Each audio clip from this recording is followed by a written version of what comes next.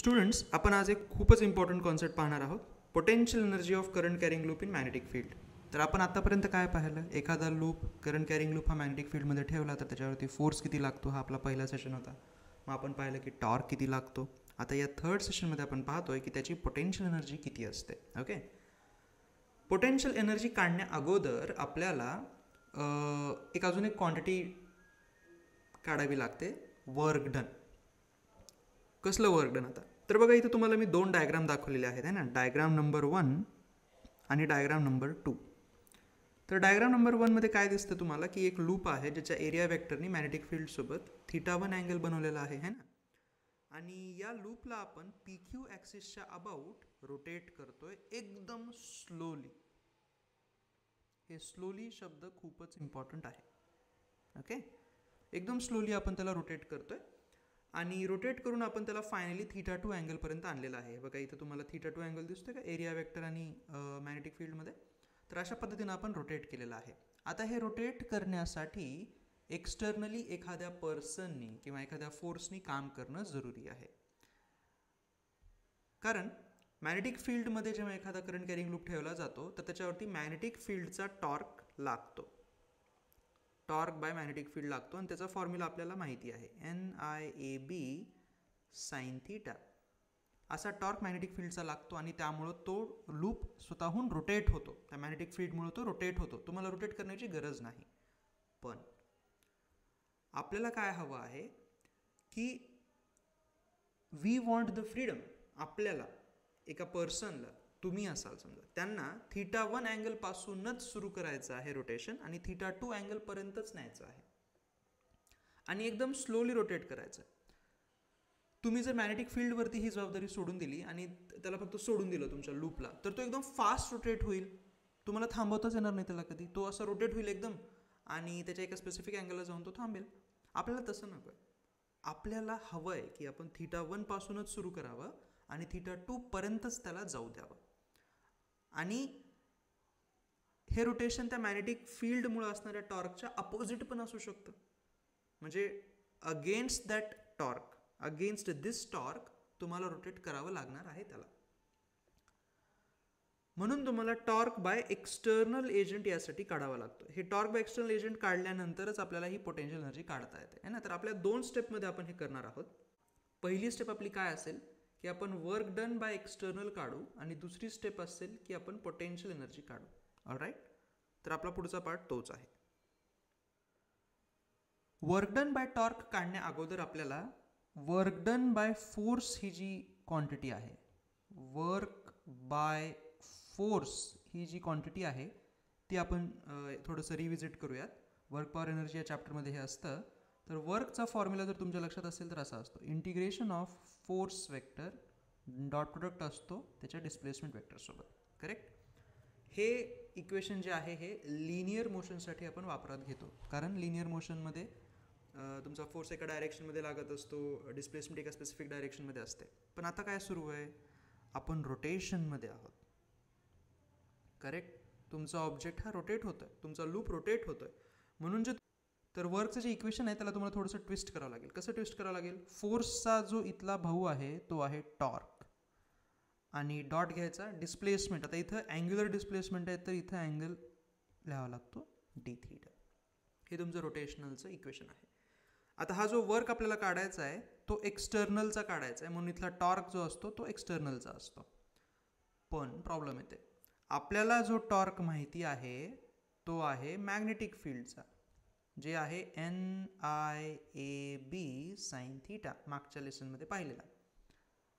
हे एक्सटर्नलवाला कुठून आणायचं आहे ना, त्यासाठी आता काय जादू करायची? तर जादू करायची काही गरज नाही आहे. तुम्हाला लक्षात असेल मी म्हणलं होतं की स्लोली हा वर्ड आपल्याला खूप महत्त्वाचा पडेल. जर तुम्ही तुमच्या लूपला एकदम स्लोली टर्न करण्याचा प्रयत्न केलात मॅग्नेटिक फील्डच्या टॉर्कच्या अगेन्स्ट, तर ते स्लोली करण्यासाठी हे एक्सटर्नल टॉर्क आणि मॅग्नेटिक फील्डचा टॉर्क दोघं इक्वल असायला पाहिजेत. झालं आपलं काम. मग आता आपण वर्क डन बाय एक्सटर्नलमध्ये हा फॉर्म्युला टाकून देऊ, NIAB sin θ आणि मग डी थिटा. ह्या दोघांमध्ये अँगल म्हणजे ह्या जो डॉट प्रोडक्ट आहे ह्या डॉट प्रोडक्टला घालवायला आपण परत एक कॉस यूज करतो ना, तर तो अँगल 0 येतो, सो ते कॉस 1 होऊन जाईल. ठीक आहे. साईन थिटाचं आता आपल्याला इंटिग्रेशन करायचं आहे. हे NIAB जे आहेत हे तर कॉन्स्टंट आहे, त्यांना आपण बाहेर आणू शकतो. हे असे बाहेर आले. इंटिग्रेशन ऑफ साईन थिटा आणि मग थिटाच्या टर्म्समध्ये म्हणून हे डी थिटा लिहिलं. तुमचं रोटेशन कुठून कुठं झालेलं आहे बघा. इनिशियल अँगल होता θ1, फायनल अँगल होता θ2, असं रोटेशन झालेलं आहे. साईन थिटाचं इंटिग्रेशन असतं मायनस कॉस थिटा, तर हे आपण NIAB लिहिला. साईन थिटाचं इंटिग्रेशन लिहिलं minus cos theta from angle θ1 to θ2, हे असे लिमिट्स टाकले आपण. तर एक्सटर्नल वर्क काय आलं बघा. NIAB हा मायनस पण इथं टाकून देतोय मी, मध्ये राहिलं cos theta from θ1 to θ2. Limits put करूयात आपण.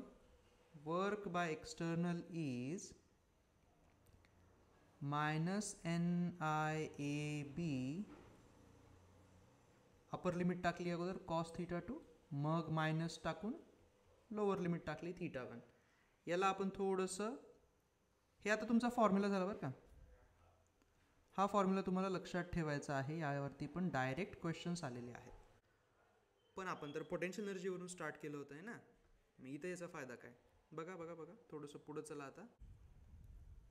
तर पुढं आपण चालूयात बघा. ह्या वर्क एक्सटर्नलला आता मी ओपन करतोय थोडंसं. हे बघा, हे मायनस NIAB कॉस θ2 लिहितोय पहिली टर्म, आणि नंतरची दुसरी टर्मला कसं लिहितोय बघा. एक मायनस लिहिला, हा वाला मायनस, θ1च्या अगोदरचा मायनस, आणि मग हे मायनसवाली टर्म ह्याला इथं मल्टिप्लाय करतोय. NIAB कॉस θ1, हे असं बघा इक्वेशन आलेलं आहे आपलं, है ना. याचा फायदा काय आहे ना, एवढी सगळी गंमत करण्याचा फायदा काय झाला आपल्याला. तर वर्क पॉवर एनर्जी या चॅप्टरमध्ये मे बी तुमच्या लक्षात असेल, वर्क डन बाय एक्सटर्नल जो होता ना, त्याला इक्वेशन लिहिलं जायचं डेल्टा यू सोबत. चेंज इन पोटेन्शियल एनर्जीच्या त्याला इक्वल करतात, असं इक्वेशन आहे. Change in potential energy is nothing but final potential energy minus initial potential energy असं लिहितात. आता या दोन इक्वेशन्सना तुम्ही फक्त कम्पेअर करा आणि तुमचं आन्सर झालं. हे बघा, हे जे U2 दिसतोय तुम्हाला, हे U2 पहिली टर्म आहे ना, ती हे बघा इथं दिसते. हे पूर्णच्या पूर्ण जे मायनस दिसते ना, दॅट इज U2. आणि हे जे U1 दिसतंय हे पूर्णच्या पूर्ण हे बघा इथं आहे असं. आणि मग एक मायनस पण इथं दिसतोय बघा, है ना. किती परफेक्टली ते इक्वेशन अलाइन झालेलं आहे आपल्या स्टँडर्ड इक्वेशनसोबत. करेक्ट. यावरून मला सांगता येतं की ही जी U2 आहे ती लिहिता येईल मायनस NIAB कॉस θ2 असं लिहिता येईल. आणि जे U1 आहे त्याला लिहिता येईल मायनस NIAB कॉस θ1. बघा, इनिशियल पोटेन्शियल एनर्जीमध्ये आणि फायनल पोटेन्शियल एनर्जीमध्ये हे NIAB वाले टर्म तर सेमच आहेत.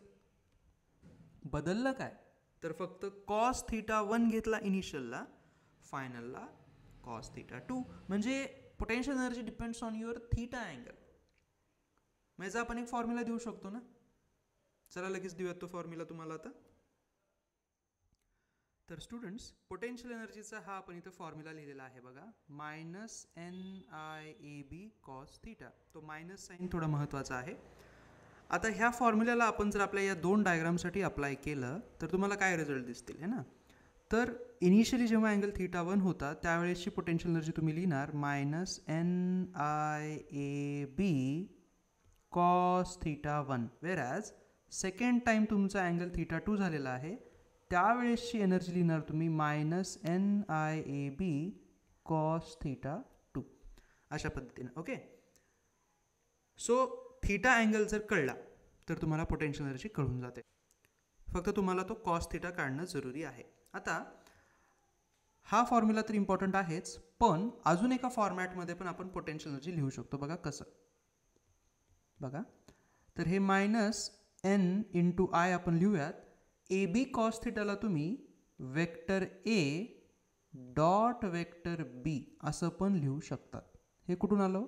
तर ही डॉट प्रोडक्टची प्रॉपर्टी आहे की तुमच्याकडे जर ए आणि बी हे दोन वेक्टर क्वांटिटीज असतील, ए म्हणजे एरिया वेक्टर आहे आणि बी म्हणजे मॅग्नेटिक फील्ड, तर यांचा डॉट प्रोडक्ट तुम्ही एकदम आरामात ए बी कॉस थीटा असा लिहू शकतात.